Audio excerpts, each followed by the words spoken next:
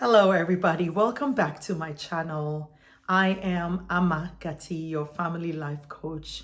I am here rooting for you, bringing videos your way that is going to challenge you and help you in your parenting journey, especially in a foreign culture. If this is your first time joining us, I want to say thank you. Please like, subscribe, and share because our community will only grow if you get the message out there. So please make sure you subscribe. Also, don't forget the notification button. So every time I upload a new video, you get notified of it and you can join us. So today I want to come to you continuing my series on secret to raising a successful child. Actually, that is emotional intelligence. And so if you did not watch my introduction on emotional intelligence, pause this video now and go back and watch it. It was done, I think that was the end of February. So I'm not sure when you're watching this, but you can go back and find the topic that says secret to raising a successful child.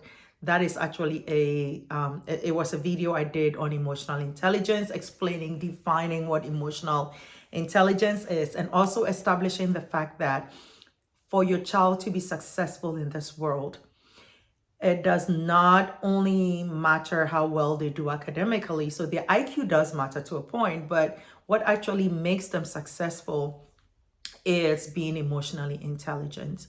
So this topic on emotional intelligence is such a huge topic that I may have to do several recordings just to break it down some more. We did establish last week, however, though, that emotional intelligence is the ability to identify, understand your own emotions, whilst being able to understand others emotions and also respond appropriately to their emotions, right? So identifying your own emotions, understanding you is the first place to start when it comes to being emotionally intelligent. What triggers your emotions? What emotions are you experiencing? And how do you manage that successfully? And also being able to identify that in others and responding appropriately when their emotions are at play. That is what that is about. Now, you're going to be asking me, Amma, why is that important in parenting? Again, we did establish that children who are emotionally intelligent do better all around. They actually even do better academically as well. And so I want to delve a little deeper. And today I want to talk about you as a emotional coach for your child. And being an emotional coach for your child means that you yourself are able to manage your own emotions in an effective way. Remember, I have already established that emotional intelligence, is twofold, right? So it's you and then how you respond to others. So as a parent, how do you handle your own emotions? That is the key to being a successful parent, right? And so I want us to look at two types of ways to display emotions, right? You are either an internalizer, which means that you kind of internalize all your emotions. You're quiet, people don't even know when you're upset, you don't show your emotions. Or you are what we call an externalizer, who you wear your emotions on your sleeves. Everybody knows what's going on at any point in time. Our children come like that as well. And I'll talk about that later, about parenting a child who is an internalizer or a child who is an externalizer. But I want us to focus again on you as the parent. The way you were raised emotionally by your parents determines mostly how you are raising your children emotionally. Okay, so there is two types of parents: those who acknowledge emotions and those who disapprove or dismiss emotions like they don't even exist. And so as I talk, I hope that you would be introspective and looking at your own emotions and see how you were raised as a parent now, as an adult now. When you were a child, were you allowed to voice your opinions? Were you allowed to show emotions in any way? right? And so let's talk about emotional dismissing parents. Where when you were showing what we typically call negative emotions, how was your parents or parents' reaction towards your own emotions? Okay. So, for example, a child says, "Oh, I'm afraid to go to bed because there's a ghost or a monster in my room or there's a monster under my bed." Most parents or emotionally dismissing parents would say, "Oh, there's nothing under your bed. Go to sleep. Why are you afraid?" Right? Or an emotional dismissing parent would say something like this when a child is crying and a child has been crying for a while and you're frustrated because you can't get the child to stop crying. An emotionally dismissing parents would say something like, "Stop crying right now because if you don't, I'm going to give you something to cry about." Right? And we've all said that at one point or the other. That is emotional dismissing or emotional dismissive parent or the emotional disapproving parent, right? So it's almost like the parent themselves don't know how to handle an emotion.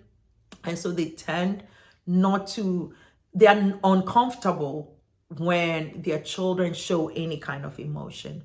Now, one thing we need to remember is that emotions are a guide through life, right? And so if you're a person of faith, I believe that God gave us emotions to guide us through our life. Emotions that we tend to look down on or we tend to consider negative, like fear, like sadness, anger, those things are considered negative, and so we usually don't even want to deal with them because they're the emotions that makes us all uncomfortable. But God, in His wisdom in creating us, has put these emotions in our way to guide us along the journeys of the paths of life as we journey through life. So those are not to be done away with because those emotions, even though they come across or are considered negative, do have an impact on what we do with our lives, the decisions we make, the choices we make. So it is important that as we raise children, now that we are adults ourselves, that we give a voice to those emotions for our children. Our children sometimes are not able to articulate those emotions well. And so it is our job to help them articulate those emotions. So, for example, a child gets hurt and they're crying and in your mind you think they're exaggerating the pain, right? It hurts, it's painful, oh, it's almost like it's the end of the world, right? And you as a parent, you're getting frustrated. Actually, there is proof that when children experience hurt, like physical hurt, like they get a cut or anything, it actually hurts more than it would for an adult. Okay? When a child experiences hunger, like the hunger pangs, they experience it worse more than adults would.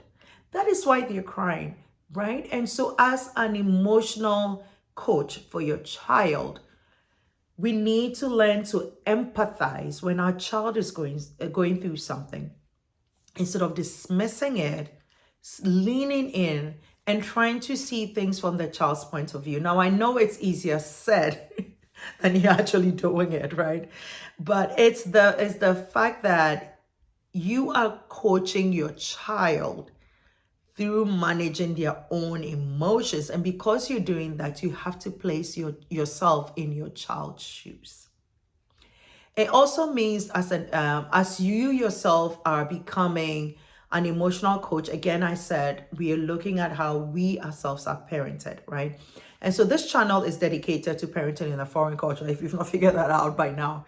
So we're looking at immigrants who are coming, especially into the Western world, who are raising children in the West, right? So for example, I am from Ghana.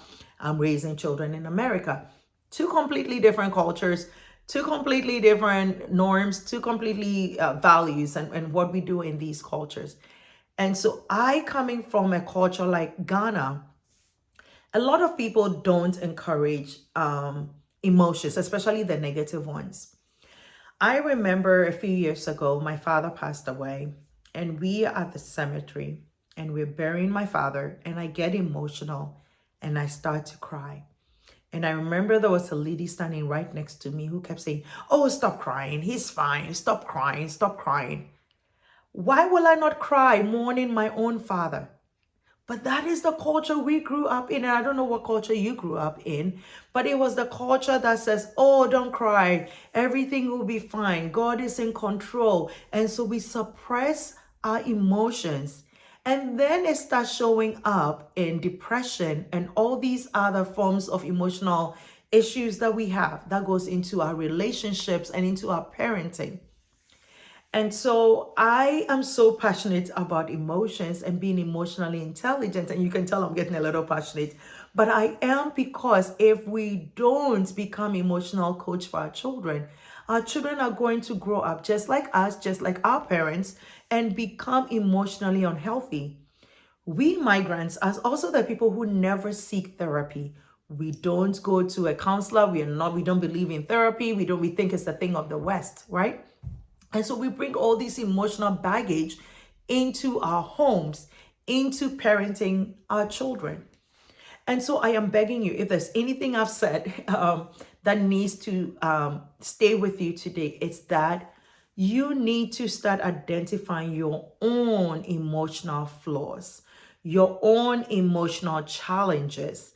Work on your own emotional control, right? So learn about what triggers you as a parent, because in the next sessions, we're going to talk about how to coach our own children. You cannot give what you don't have. You cannot become an emotional coach to your child if you are not regulating yourself emotionally. How do you handle anger? How do you handle stress? Do you blow up when you get upset or you get hungry? And people call it hangry, right? Because you are hungry and then you're upset at the same time and you don't know how to manage that. Emotional control is the success that you need to help you become a successful parent, right? It's a tool you need, to become a successful parent. And so I am hoping that as we go on this series, that you would take a look at yourself. What are your triggers? What are the things that make you tick?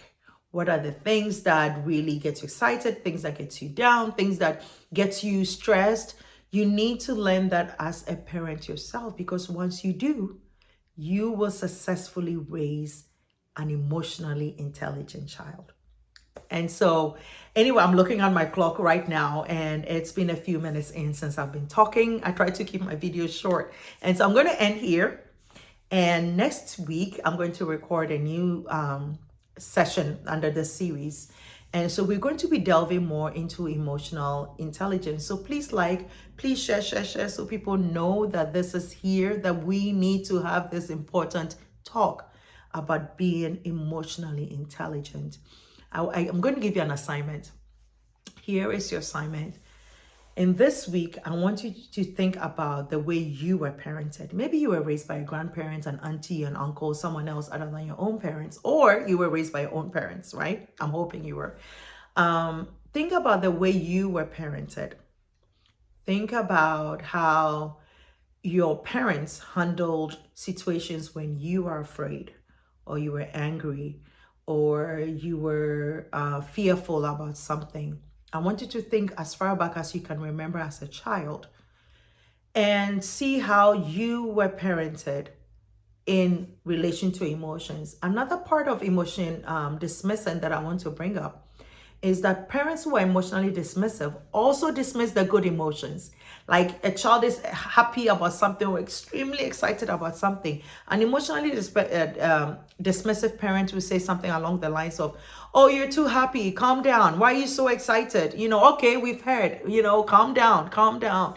It's because they don't know what to do with all the bubble of energy the child has, right? And so they are dismissing both the good emotions and the negative emotions, because all these show of emotions is making them uncomfortable. So think about your own parenting when you as you were parented as a child. How did your parents handle your emotions as a child? Okay, and so that's going to be your homework today. And I also want you to think about how that is influencing how you are helping your children when they show any kind of emotion, good, bad, and the low energy ones, the ones you don't like. And then we'll get back again next week and we'll record another episode. So I look forward to going on this journey with you. Again, I am asking you, please, if you don't mind, just share, subscribe, let people know, share on your social media platforms. Let people know that I am here. I'm helping you, especially migrants who are parenting in a culture different from your own. We need to hear these things, especially if you're parenting in the Western world. Things are different here, and we need to know how to navigate the world here. And so thank you for your support. I look forward to coming your way again with another video. Thank you. Bye.